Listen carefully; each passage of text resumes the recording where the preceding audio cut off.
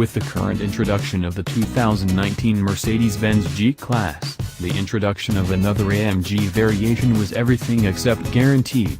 Presently, very nearly a month later, Mercedes has commended the individuals who think the new G550 basically isn't sufficient, the 2019 Mercedes-AMG G63. The G63 and G65 AMG models have been the decision of Hollywood's amusement world class for a considerable length of time, giving tenants a directing perspective of Los Angeles' congested expressways and city avenues as their drivers outflanked Tinseltown's famous paparazzi.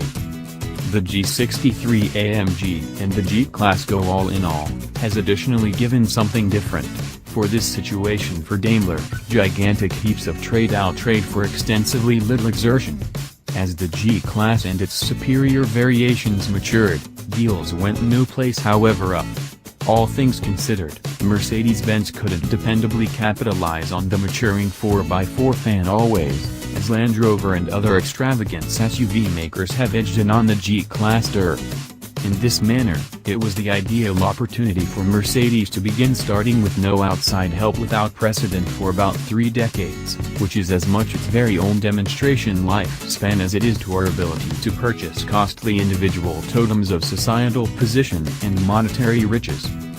The new G63 frees itself of the 5.5-liter biturbo V8 it had since the model supplanted the G55 compressor in 2012.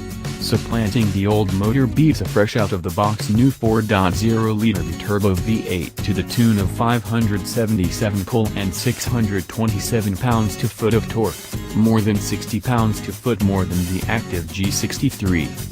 Pinnacle torque is accessible in the vicinity of 2,500 and 3,500 revolutions per minute in 4.0-liter, permitting the broad-sided SUV to run to 60 miles per hour in 4.4 seconds, a change of about a moment.